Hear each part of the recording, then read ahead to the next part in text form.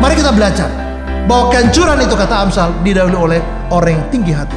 Dan tinggi hati bukan cuma milik orang sukses, orang pintar, orang tampan, orang cantik, tapi Anda dan saya juga bisa jatuh pada roh yang sama, itu sombong.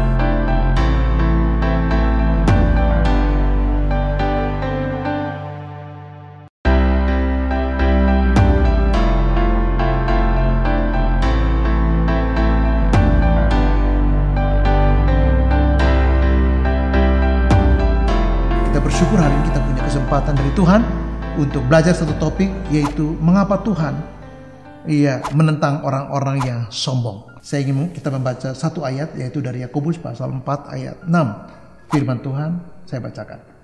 Tetapi kasih karunia yang dianugerahkannya kepada kita lebih besar daripada itu. Karena itu ia katakan, Allah menentang orang-orang yang congkak, tetapi mengasihani orang yang rendah hati. Poin di atas yang menjadi titik bahasan saya, yaitu Allah menentang orang-orang yang congkak. Mengapa Allah benci pada kecongkakan? Mengapa Allah tidak suka kepada kesombongan?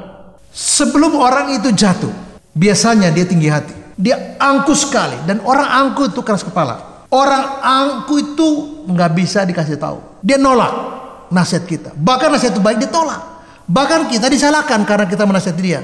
Nah, yang menolak itu bukan cuma orang-orang yang kaya. Yang sombong itu bukan orang-orang populer, terkenal. Semua orang bisa sombong, termasuk orang cacat juga bisa sombong. Satu kali di satu angkutan kota, saya bertemu dengan seorang penumpang. Ya, anak laki-laki kira-kira umur mungkin 21. Ya, maaf, dia cacat, badannya agak bongkok. Ya, terus saya kan kasih dia tempat. Ayolah di sini. Ya, maksudnya saya biar di pinggir. Wah, dia kenapa gitu, Pak? Ada apa itu rupanya? Ih, kok sombong sekali. Terus saya senyum, dia nggak senyum. Saya bilang, apa kabar? Kenapa? Dia begitu tidak suka dengan orang lain karena sebenarnya mungkin dia tidak suka dengan dirinya. Seringkali kita marah dengan orang lain. Itu bukan yang aslinya. Sebenarnya kita marah dengan diri kita. Orang yang tidak terima dirinya, tidak terima orang lain.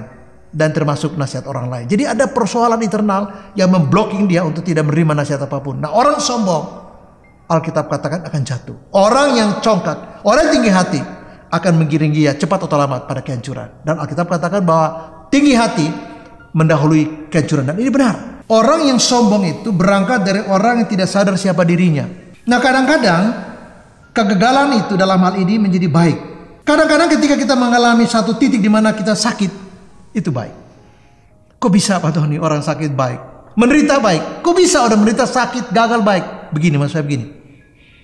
Ketika orang tidak pernah mengalami satu kelemahan, satu kegagalan, tidak mengalami satu situasi yang sulit dalam hidupnya, dia tidak menghargai hidup ini.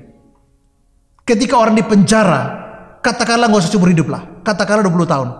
Coba tanya ke dia, apa yang dia perlukan? Dia katakan satu hal, saya ingin bebas. Dulu waktu dia belum di penjara, dihukum 20 tahun, dia tidak pernah mengerti apa itu kebebasan. Kamu ingin mobil nggak? Enggak, saya ingin mobil. Jadi apa yang kamu inginkan? Satu aja, saya ingin bebas keluar tempat ini. Kenapa? Kebebasan itu begitu mahal dan difahami, dihayati oleh orang yang di penjara katakanlah 20 tahun karena kesalahannya. Nah, ketika orang itu di penjara, dia tahu kebebasan itu mahal. Ketika Anda tertekan, Anda tahu bahwa sukacita itu mahal. Karena Anda menghabiskan tahun-tahun hidup Anda dengan duka cita. Ketika Anda menderita, satu hari Anda bisa, saya harapkan Anda bisa mengerti orang yang pernah seperti Anda dulu, yaitu menderita. Jadi, orang tidak pernah mengalami pengalaman ditindas, teraniaya, terluka, disakiti, ditolak. Bagaimana mungkin bisa merasakan hal yang dialami oleh orang lain? Jadi saya ingin mengatakan begini, tidak harus kita menderita supaya bisa menghayati penderitaan orang, tidak. Tetapi maksud saya begini, mari kita sadar diri kita bahwa sebenarnya di balik kegagalan, di balik kesulitan hidup, di balik ketidakberdayaan kita bisa menghayati hidup itu sendiri. Nah, kalau kita lupa diri, kita lupa sejarah kita, lalu kita menjadi orang yang takabur. Kita pikir kita hebat, kita pikir kita top. Tunggu dulu kamu siapa? Bersyukurlah kalau Anda dan saya masih ingat dari mana kita. Jadi kita juga bisa menempatkan diri sebagaimana seharusnya. Kita tidak merasa kita paling baik, apalagi kita sempurna. Tidak ada. Hanya Tuhan yang terbaik dan hanya Tuhan yang sempurna. Mari kita sadar siapa kita. Kalau kita tidak sadar siapa kita anggap kita hebat. Orang lain tidak hebat, orang lain tidak ada apa-apanya. Hanya saya.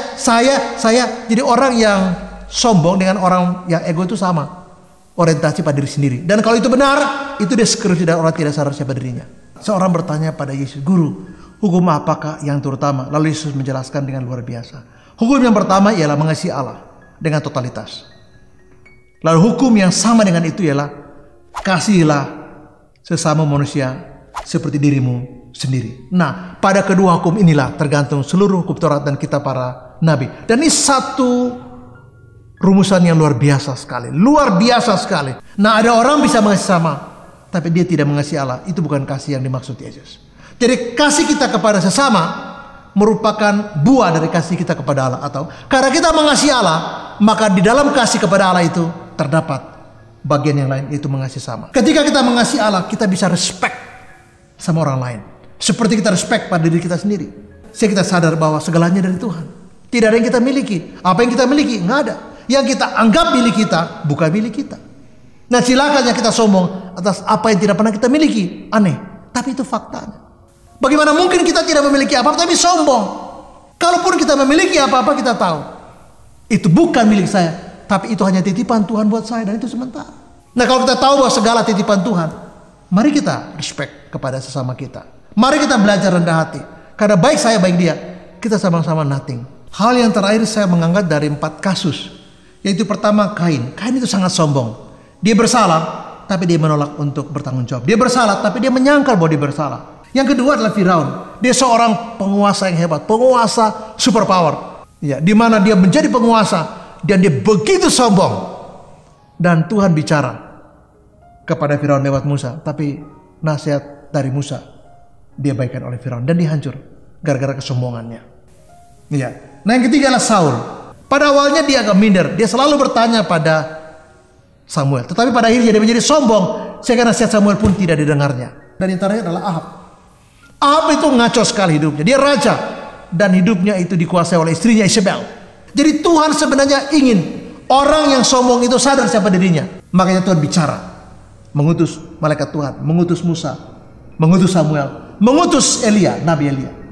Tapi orang-orang sombong sama sekali tidak menaruh perhatian apapun. Mereka tidak menghiraukan sama sekali. Karena kacau pikiran mereka, kacau hati mereka.